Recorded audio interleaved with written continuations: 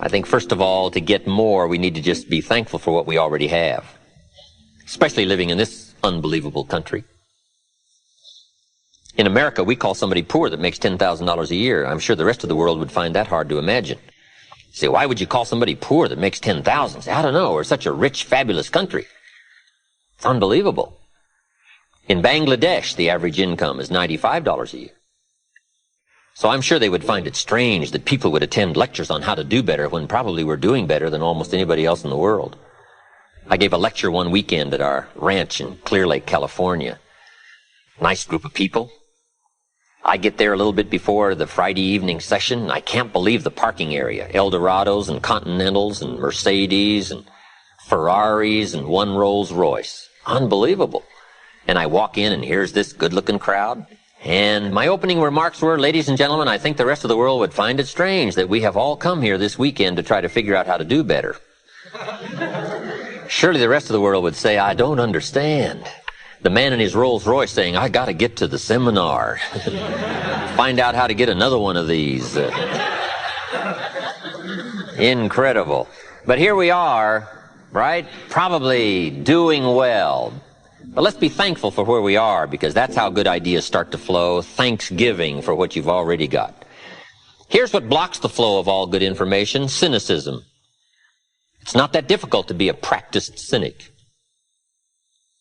Feeling cynical about circumstances, cynical about place, cynical about opportunities, cynical about people. But if we turn that around, turn cynicism into thanksgiving, now the ideas can flow, information can flow, refinement of ideas can flow. So that's number one, be thankful. Here's number two, attitude. Attitude's how you feel.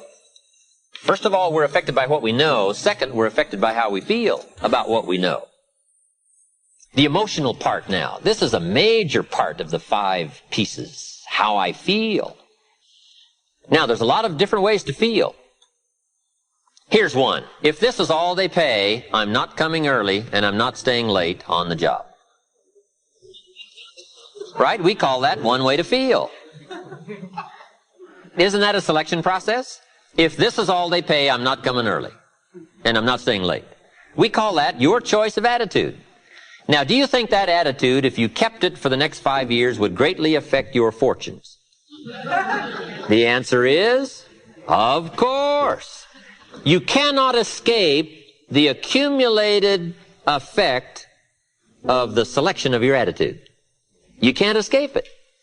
So one of the major things to check is, how do I feel? And am I on track or off track with my attitude? Now, attitude's not that easy to fix. It's not that easy to get information. It's hard to look up attitude in the yellow pages. If you could put your car in the shop and go next door and get your attitude tuned, wouldn't that be nice, right? But where do you go? How do we engage in the kind of philosophical thinking that will refine our attitude to give us a chance for future fortune rather than what will be missing in the future? So this is big, attitude. Here's another attitude. No matter what they pay, I always come early and I always stay late to invest in my own future. We call that another attitude about the same job. Now, why would one person have one attitude, another person have another attitude? We call that mysteries of the mind. Right? I don't know. Everybody has to choose for themselves. Everybody has to decide by education. Now, if you didn't know what the consequences were going to be, it could be very easy to choose the wrong attitude and not discipline yourself to the right attitude. So a big portion of our life is affected by how we feel. Let me give you just a quick list about the feelings that affect our lives. Number one, it's how you feel about the past. Boy, it's easy to carry the past as a burden instead of as a school. It's easy to let the past overwhelm you instead of let the past instruct you.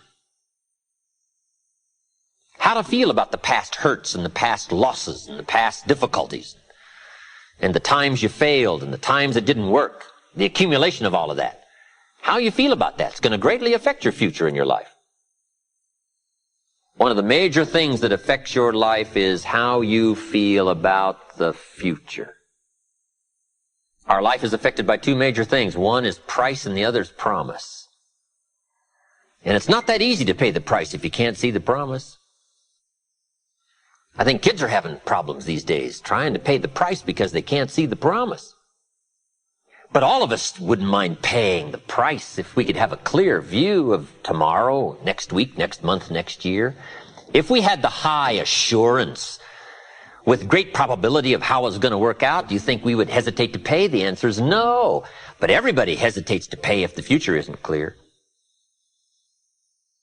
So to help the kids these days, we got to do two things. Help them to see the promise and help them pay the price. But we can pay if we can see. My karate instructor said, Mr. Rohn, you cannot believe the incredible feeling of walking down any city street unafraid. I said, let's get on with the classes, right? Hey, I will sweat.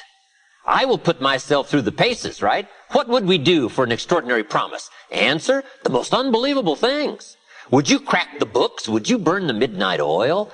Would you engage in the extra thoughts and the extra disciplines if the promise was adequate? And the answer is, of course. But who wants to read? Who wants to burn the midnight oil? Who wants to put themselves through the paces if the promise isn't clear? Important, price and promise. Here's number 3. It's how you feel about each other. It's so important. Attitude about society, country, state, city, community, family, enterprise, office, company, corporation, division. It's so important to have a unique understanding about other human beings and what makes a good life, what constitutes a good life. How you feel about each other. I've got a good phrase for you. You can't succeed by yourself. So to have a unique, refined sense of appreciation for each other is prerequisite. It takes each other to build a society. It takes all of us to build a country, to build a nation. It takes all of us to build a community. Key phrase, you can't succeed by yourself. I gave a speech not long ago to the Rotary Club of Culver City, California, and I was unusually affected by the Pledge of Allegiance that day. Big, strong voices. It's a big, strong club. And it was going through my mind the next few days, the Pledge of Allegiance. And the more I thought about it, the more I thought, what an important key document, right? The Pledge of Allegiance. And so I started writing, and I wrote a discourse on the Pledge of Allegiance. I took each key word and did a little summary for our Tape of the Month Club. Wow, the Pledge of Allegiance is unique. It starts with I and ends with all. The pledge starts with I and ends with all. It takes all of us to make any one of us successful. And a unique, refined appreciation of the all of us is what makes the I of us do much better. That appreciation of society. It takes all of us to make a market. We need each other's ideas and inspiration. And once you have that sense of appreciation of the all of us, now you and your place and your possibilities and your opportunities now start to really soar when you understand how important it is within the framework of the all of us. So you can't succeed by yourself. It's hard to find a rich hermit. Right? Now here's the big biggie. It's how you feel about yourself. That's major. Understanding self-worth is the beginning of progress. How valuable are you? What could you do if you had all the skills? If you took the extra classes and burned the midnight oil, what could you do? What true value could you become? That is one of the better exercises. What could I become in terms of value? What could I really do in the marketplace, in enterprise, family, home, love, experience, marriage, friendship? How valuable could I become? Am I valuable enough to work on what all is still not functioning in my life to full capacity? If I'm operating at 20%, what could I possibly do with the other 80%? And do I have it in knowledge and worth and value and experience? Once you start understanding this part of you, understanding how valuable you are, it is a whole new experience, understanding self-worth. So attitude plays big, major part in how our life works out.